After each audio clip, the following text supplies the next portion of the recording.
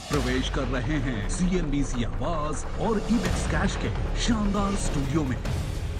Hello and welcome. आप देख रहे हैं आपका पसंदीदा स्टार्टअप शो आवाज एंटरप्रेन्योर। मैं हूं हर्षदा सावंत और यहां पर हम बात करते हैं स्टार्टअप इकोसिस्टम के बड़े मुद्दे, नए ट्रेंड्स और साथ ही नए आइडियाज की।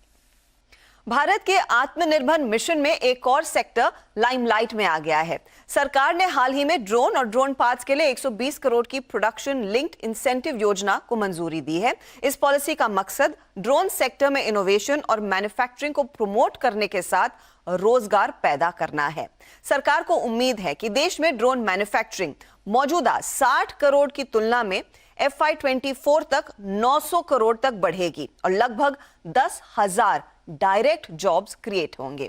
भारत में फिलहाल 191 स्टार्टअप्स हैं जो इस सेक्टर में काम कर रहे हैं। ड्रोन PLI और ड्रोन पॉलिसी के नियमों में जो ढील दी गई है, इसके बाद मैदान कितना खुल रहा है और खासकर क्या अब इन स्टार्टअप्स में वेंचर फंड्स का निवेश और भी बढ़ेगा। इसी पर बात करने के लिए मेरे साथ जुड़ रहे हैं कुछ खास मेहमान। देश की सबसे बड़ी ड्रोन स्टार्टअप आइडिया फोर्ज के को-फाउंडर विपुल जोशी, स्काईलार्क ड्रोन्स के को-फाउंडर मृणाल पाई और ब्लूम वेंचर्स के डायरेक्टर अर्पित अग्रवाल। आप तीनों का ही स्वागत है। इस सेक्टर में काफी एक्शन होने वाला है और ड्रोन सभी लोगों को काफी एक्साइट भी करते हैं, क्योंकि आप कह सकते हैं आम आदमी के आउट ऑफ रीच थे, लेकिन पॉलिसी आसान हुई, PLI आई तो बड़े बदलाव आएंगे। विपुल, मैं शुरुआत आपसे करना चाहूंगी। इस PLI के क्या मायने हैं आपकी कंपनी के लिए और खास तौर से इस सेक्टर के लिए? शुक्रिया। तो PLI स्कीम की वजह से जो परिवर्तन इस पूरे सेक्टर में आया है, एक तो सबसे पहला प्रभाव ये है कि इस सेक्टर को एक पहचान मिली है। एक ड्रोन जो पहले केवल एक टेक्नोलॉजी, एक रोबोटिक्स का प्रशिक्षण माना जाता था, आज के कारण को पूरा एक उद्योग के रूप में समझा जाएगा। और पूरी जो स्कीम है उसमें ना कि हमारी कंपनी, जबकि इस इंडस्ट्री के सारे जितने भी दूसरे उद्योगी हैं उन सभी को इसका पूरा फायदा एक आर्थिक तौर से तो मिलना ही है। उसके अलावा जो कंपोनेंट वगैरह जो आज की देश तारीख में हम बाहर से इंपोर्ट करते हैं, उसकी सुविधा का एक लोकल डेवलपमेंट होना, प्लस जो अपना टैलेंट है उस पूल का एक एक्सपेंशन होना, एज वेल एज जो अपने फाइनेंशियल इंस्टीट्यूशंस हैं उनको एक कॉन्फिडेंस आना on this particular industry as well for support as well as long term benefits। Mrinal, आप इस PLI को कैसे देख रहे हैं? क्योंकि सरकार का मकसद साफ है, एक तरफ जॉब्स बढ़ाने हैं, दूसरी तरफ भारत में मैन्युफैक्चरिंग को बढ़ावा देना है। क्या आपको लग रहा है आप जैसी कंपनियां बड़े पैमाने पर अपने बिजनेसेस को इस PLI के बाद स्केल करती दिखाई देंगी? ये हमारे हिसाब से आई थिंक सबसे बिगेस्ट बूस्ट है इस इंडस्ट्री के लिए।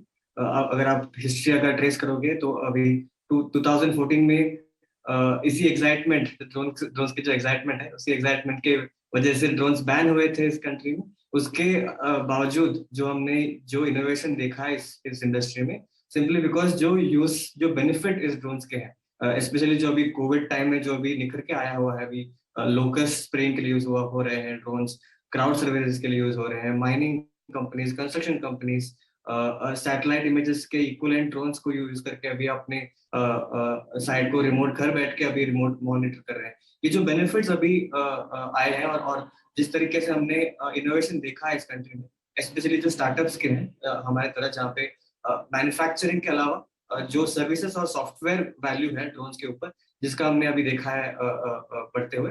और ये जो भी PLI स्कीम आया हुआ है जिसमें अभी सिर्फ मैन्युफैक्चरर्स भी नहीं, drone component manufacturers, IT product manufacturers, सबको इंक्लूड करके जो स्कीम बनाया गया हुआ है, ये सेक्टर के लिए काफी बड़ा बूस्ट हम मानते हैं।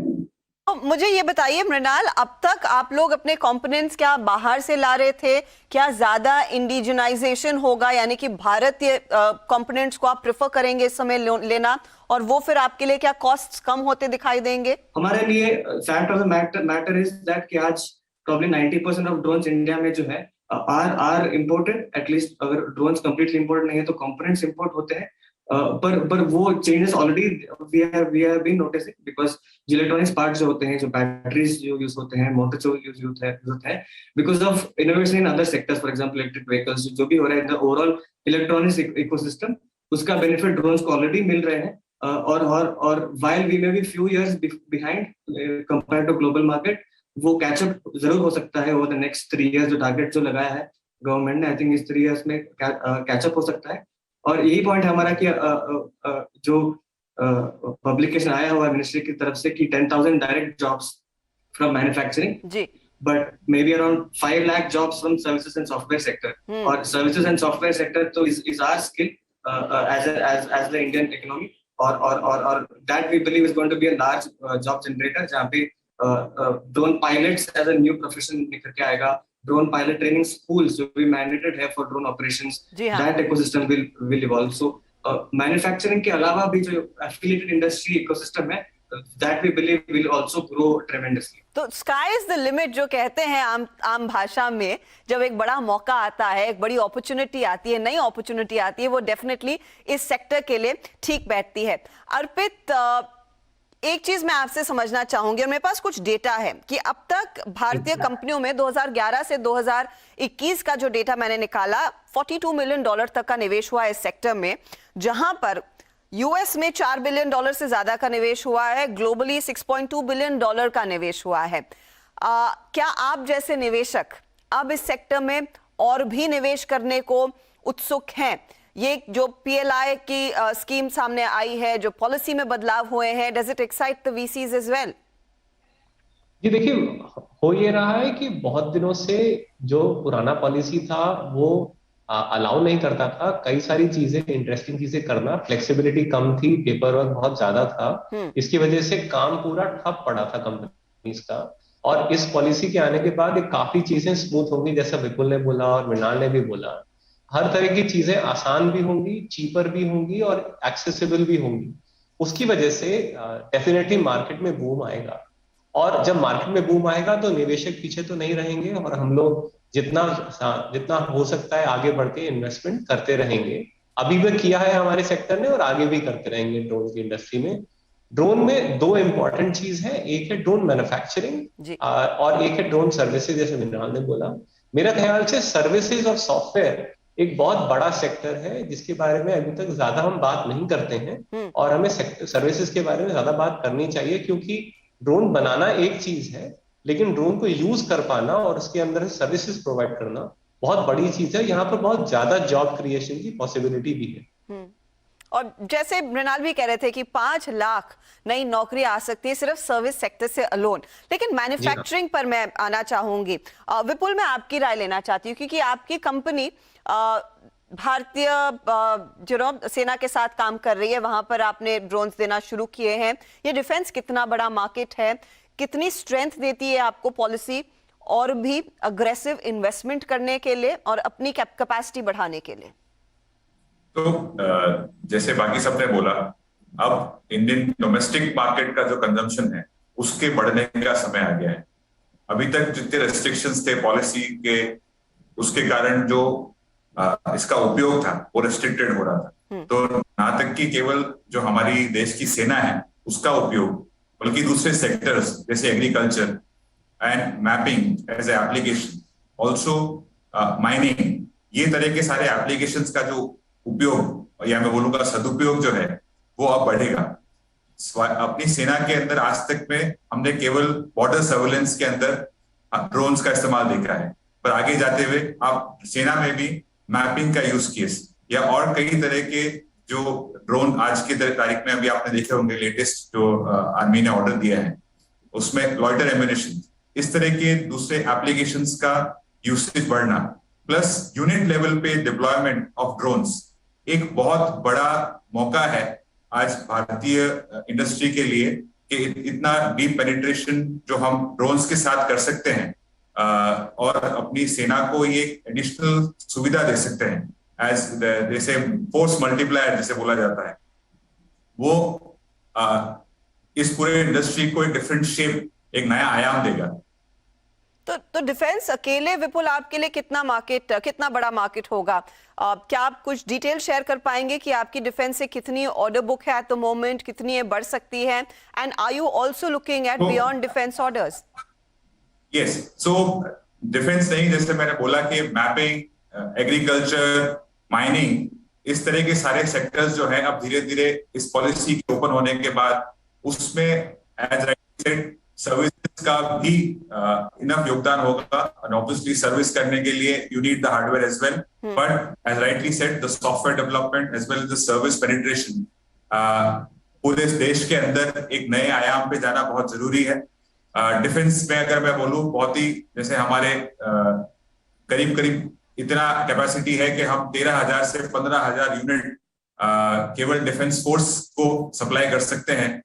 Also we have the land in India, जिसका अगर मैपिंग करने हम जाएंगे तो एटलीस्ट 2 से 3 साल, जो अभी सौमित्र योजना है हमारी सरकार ने जो लॉन्च करी पिछले साल कोविड पीक में, उसके थ्रू हमें 6 लाख विलेजेस का जो मैपिंग करना है। ये एक बहुत ही ब्रीफ डेटा है जिसके थ्रू हमें एक मार्केट को साइज करना है, एज वेल एज इसके लिए जो कैप्चरिंग का समय लगेगा। I think there is enough potential for the market to grow. वक्त हो रहा है इस चर्चा में एक ब्रेक लेने का, फटाफट लौटेंगे, आप बने रहिए सीएनबीसी आवाज के साथ।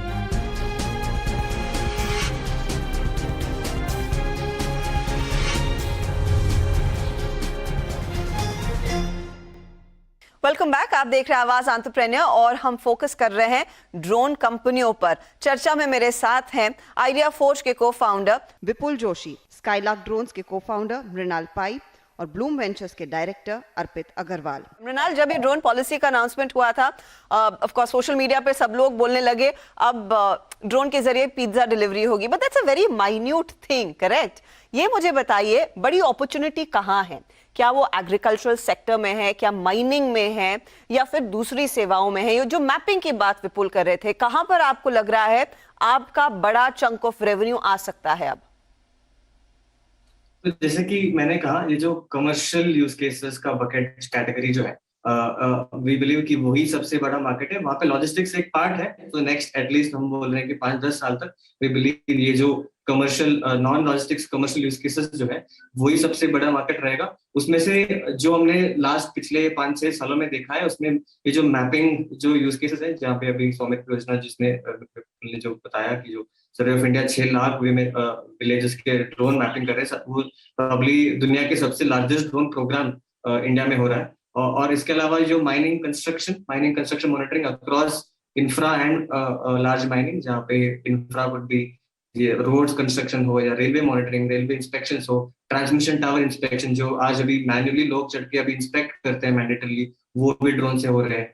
तो ऐसे जो यूज केसेस है, और एग्रीकल्चर ऑफ कोर्स, एग्रीकल्चर जहाँ पे क्रॉप हेल्थ की एस्टिमेशन जो हो रहे हैं, तो ये सारे जो मिला के जो क्षेत्र है, 4-5 इंडस्ट्रीज जो है, माइनिंग, एनर्जी, एग्रीकल्चर, कंस्ट्रक्शन, ये जो 3-4 है, यही हम मानते हैं कि नेक्स्ट 5-6 इयर्स में सबसे बड़ा मार्केट रहेगा। अर्पित, जिन कंपनियों में आप लोगों ने अब तक रिसर्च की है, जिनके बारे में पढ़ाई की है, क्योंकि ऑफ कैम जब हम बात कर रहे थे आपने कहा कि आप लोगों ने काफी स्टडी की है लेकिन शायद उतना निवेश अब तक नहीं किया है, अब मौका है। ये क्या इन्हीं कमर्शियल साइड में काम कर रही हैं कंपनियां? क्या वहां पर ज्यादा अपॉर्चुनिटीज आपको दिख रही हैं? देखिए, सर्विसेज के पर्सपेक्टिव से 3 अलग अलग सेक्टर हैं।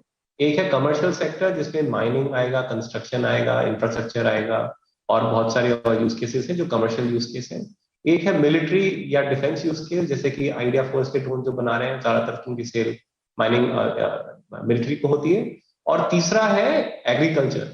मेरे ख्याल से एग्रीकल्चर बहुत बड़ा सेक्टर है जिसमें आज तक हमने बहुत ज्यादा स्टार्टअप इंडिया में देखी नहीं है, बट हाँ, इन तीनों ही सेक्टर में काफी ज्यादा बूम आना चाहिए इस नई पॉलिसी के साथ। मिलिट्री में तो ऑलरेडी पॉलिसी का ज्यादा इम्पैक्ट नहीं है क्योंकि उनका एरिया वैसे भी पॉलिसी के बाहर जाता है, लेकिन कमर्शियल और एग्रीकल्चर में मुझे लगता है कि बहुत ज्यादा निवेश भी होगा, स्टार्टअप भी आएंगी और स्टार्टअप जल्दी जल्दी स्केल भी करेंगे। तो हाँ, हम लोग रेडी हैं और हम लोग वापस से हमने काफी सारी कंपनी से मिलना शुरू किया है और हम आगे भी मिलते रहेंगे। और रफली किस साइज का इन्वेस्टमेंट इस समय आपको लग रहा है आएगा इस सेक्टर में? क्योंकि it's just the tip of the iceberg जो अब तक का निवेश हुआ है। कितना बड़ा मौका है, कितना पैसा आपकी कम्युनिटी से, वीसी कम्युनिटी से आ सकता है इस सेक्टर में? देखिए, मुझे लगता है कि अगले 3 से 5 साल के बीच में इंडिया में पहला ड्रोन का यूनिकॉर्न जरूर बनेगा, क्योंकि बहुत सारी कंपनीज ऑलरेडी काफी स्केल कर रही हैं, उनका रेवेन्यू काफी तेजी से ग्रो कर रहा है, वो चाहे मैन्युफैक्चरिंग में हो, चाहे सर्विसेज में हो, उनका और या सॉफ्टवेयर में हो, ये काफी इन्वेस्टमेंट आ रहा है। मुझे लगता है कि इन कुछ कंपनीज में 200 से 250 मिलियन डॉलर का इन्वेस्टमेंट आएगा अगले 3 से 5 साल में। बीसी से भी आएगा, लेटर स्टेज फंड से भी आएगा, क्योंकि ये सेक्टर 100% ग्रो तो होना ही है। 100% ग्रोथ और ऑफ कोर्स अगले 5 सालों में एक यूनिकॉर्न की तैयारी। एनीवन्स गेस वो यूनिकॉर्न कौन बनेगा।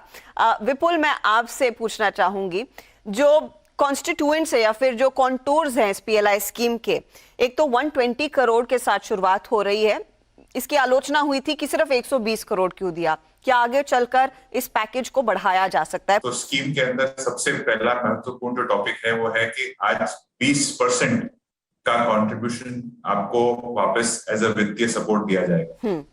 कि अगर आप दूसरी सारी स्कीम्स जो पीएलआई स्कीम गवर्नमेंट की है तो उसमें देखें तो केवल 5% का होता है। उसके अलावा अभी का पीरियड केवल 3 साल का रखा गया है, क्योंकि आज की डेट के अंदर जबकि सारा जो ड्रोन इंडस्ट्री है वो एक उभरते रूप में है, तो इसलिए बेसलाइन रेवेन्यू जिसे बोलते हैं उसकी का लो होने की वजह से आज ये नंबर छोटा है। पर क्योंकि पीरियड 3 साल में वापस रिवीजन में जाएगा तो उसके बाद इसका डेफिनेटली बढ़ना तय है, और नंबर वो क्या होगा वो ऑब्वियसली सरकार के हाथ में होता है। मृणाल, जो आपने कहा कि एंसिलरी जॉब्स 5 लाख के निकलेंगे, जहां पर मैन्युफैक्चरिंग से शायद 10,000 नौकरियां निकल सकती हैं। सरकार मैन्युफैक्चरिंग में टर्नओवर जो इस समय 60 करोड़ के आसपास का है, वो कह रही है कि 2024 तक, वित्त वर्ष 2024 तक 900 करोड़ का होगा। ये मुझे बताइए कि सर्विस इंडस्ट्री में फिर वो टर्नओवर में किस तरह की ग्रोथ आएगी? आप क्या एंटिसिपेट कर रहे हैं कि आप लोगों के लिए कितना बिजनेस बढ़ सकता है? हमारा यही मानना है कि मैन्युफैक्चरिंग सेक्टर का टर्नओवर है जो है कम्प्लीट टर्नओवर जो है उससे ज्यादा ही टर्नओवर हम अगले 3 सालों में services and software SPL software providers है उनके देखेंगे। बिकॉज कमर्शियल सेक्टर्स में, एंटरप्राइज सेक्टर्स में लोग कुछ डेटा या डेटा प्रोडक्ट परचेस हो रहा है यहाँ पे, तो इसीलिए वो जो उसके एफिलिएटेड जो सॉफ्टवेयर और सर्विसेज है उनकी ग्रोथ हम ज्यादातर देखेंगे। अगर इंडिया में अगर जितने मैन्युफैक्चरर्स है उससे भी ज्यादा, प्रॉब्ली 5-10 गुना ज्यादा ऑलरेडी सर्विस प्रोवाइडर्स हैं, बिकॉज ड्रोन खरीदना भी इसी आसान हो गया है, ड्रोन फ्लाई करना भी आसान हो गया है, तो एंट्री बैरियर काफी कम होते जा रहा है to be a service provider. क्या आप हमें कुछ आंकड़े दे पाएंगे कि इस समय आप जिस सेक्टर में काम कर रहे हैं, या फिर आप ही कंपनी का अगर हो सके तो उदाहरण दीजिए, आपका इस समय रेवेन्यू कहां पर है एनुअल बेसिस पर, और इसमें कितनी ग्रोथ देखने को मिलेगी से टिल 2024 या फिर 25? राइट, तो अगर आप ओवरऑल इंडस्ट्री नंबर्स अगर आप देख रहे हैं तो प्रॉब्ली यहाँ पे अराउंड 20 ऑड मैन्युफैक्चरर्स है, but already 120 odd service providers आज के दिन में ऑलरेडी है। क्यूमुलेटेड टर्नओवर हमारा मानना है, हमारे रिसर्च के हिसाब से मानना है कि cumulated turnover of service provider already manufacturers जो भी 60 करोड़ जो बोल रहे हैं उससे भी ज्यादा ऑलरेडी है सर्विस प्रोवाइडर का, और इसका ग्रोथ ऑलरेडी एक्सप्लोर हो रहा है। और ड्रोन का सबसे बड़ा ग्रोथ इनहिबिटर रेगुलेशन ही था। यहाँ पे drones as a device already available है, सॉफ्टवेयर टू एक्सटेंड अवेलेबल है, इकोसिस्टम है, पर regulation was the biggest bottleneck. और जब से वो अभी हटा है 1 महीने से, we are already seeing a large growth. Number wise हम ऑलरेडी यूएस से बहुत काफी कम नंबर्स पे है, वो already 100,000 plus drone pilots registered है। हम यहाँ पे we are just starting now, तो potential numbers both in terms of turnover, we believe कि easily over 100 million in cumulative sales of service providers in the next 2-3 years हम मान रहे हैं कि होगा यहाँ पे। ओके, तो एक बड़ी मौका रहेगा। सरकार ने जो डेटा सामने रखा था अर्पित, वो यही था कि शायद 30,000 करोड़ सर्विस इंडस्ट्री से कुल टर्नओवर निकल कर आएगा। क्या वो नंबर्स आपको थोड़े छोटे लग रहे हैं? मुझे तो लगा, उम्मीद थी कि उससे ज्यादा का अचीव कर सकती है ये सेक्टर। हाँ, मुझे भी लगता है कि हम लोग अभी हमें अंडर एस्टिमेट करते हैं कि हमारी कंट्री कितनी ज्यादा कॉम्प्लिकेटेड, कितनी बड़ी कंट्री है, और ट्रेन्ड मैन पावर की कमी कितनी ज्यादा है जो ड्रोन सर्विसेज से काफी अच्छे से फुलफिल होती है। अगर ये सब चीजें सही रही पॉलिसी डायरेक्शन से, तो हम लोगों ने जब एस्टिमेट लगाया था 2019 में, हमने एस्टिमेट लगाया था कि अगले 5 साल में, ये ब्लूम का इंटरनल एस्टिमेट है, $901 मिलियन, करीब 6,500 करोड़ रुपए का ड्रोन सर्विसेज और ड्रोन मैन्युफैक्चरिंग का मार्केट होगा 2024 में। मुझे लगता है कि इस पॉलिसी के आने से ये और बढ़ेगा। ये कहना मुश्किल है कि एग्जैक्टली कितना होगा, बट ये बहुत बड़ा मार्केट है। तो फाइनली विपुल और मृणाल, मैं आपसे पूछना चाह रही हूँ, what next for ideaForge and Skylark. Vipul बताइए, अगला प्लान क्या है? क्या और इन्वेस्टमेंट करना चाह रहे हैं? कुछ आपने आइडेंटिफाई किया है, किसी तरह का कैपेक्स जो आप लगाएंगे? तो इन्वेस्टमेंट तो करना ही है। आज जब सही सपोर्ट मिला है तो टैलेंट में इन्वेस्टमेंट है, इंफ्रास्ट्रक्चर में इन्वेस्टमेंट है, नए प्रोडक्ट लाइन में इन्वेस्टमेंट है। जिस तरह के प्रोडक्ट्स आज हम बनाते हैं उसको और बेहतर, यहाँ तक कि इन प्रोडक्ट जो आज तक भारत में बने और भारत के लिए बने, अब भारत से बन के विश्व में जाएंगे, ये तक भी उसके लिए जो इन्वेस्टमेंट है वो करें। And I think the plan would be to grow the technology as much as possible. Skylark के लिए व्हाट्स नेक्स्ट? क्या प्लान कर रहे हैं आप? तो just before the policy, just 1 month before, हमने एक pre series A round investment close किया था। तो we are currently in the phase of growth. हमारा ये मानना है कि ये नेसेंसी ऑफ द इंडस्ट्री जो है, ये सिर्फ इंडिया में ही नहीं, ये ग्लोबली नेसेंट स्टेज पे है industry, and there is a lot of potential for growth globally. और and that's an opportunity, specially जो हमारी तरह जो सॉफ्टवेयर प्रोवाइडर है यहाँ पे फॉर ड्रोन्स, यहाँ पे ड्रोन ऑपरेशन से लेके डेटा एनालिटिक्स के जो सॉफ्टवेयर का यूज केस है, इसका पोटेंशियल मार्केट ग्लोबल है। और we already started now in the last covid years में, we already have work in other geographies. तो expansion is a thing, and जो इंडिया मार्केट में जो बूस्ट है, जैसे पीपल ने बताया कि यहाँ पे potential demand is very large in terms of land mass, in terms of the use cases. तो we are already seeing that growth and we hope to capture as much as that. बहुत बहुत शुक्रिया मृणाल, विपुल और अर्पित हमारे लिए समय निकालने के लिए। इंटरेस्टिंग कॉन्वर्सेशन, और मैं यही कहूंगी, fly high, the sky is the limit. Take care. Thank you. Thank you. चलिए, इसी के साथ आवाज एंटरप्रेन्योर में इस हफ्ते इतना ही। आपको हमारा कार्यक्रम कैसा लगा ये हमें जरूर बताएं। हम ट्विटर और फेसबुक पर मौजूद हैं, जहां पर आप अपना फीडबैक शेयर कर सकते हैं। अगले हफ्ते फिर मुलाकात होगी। Take care.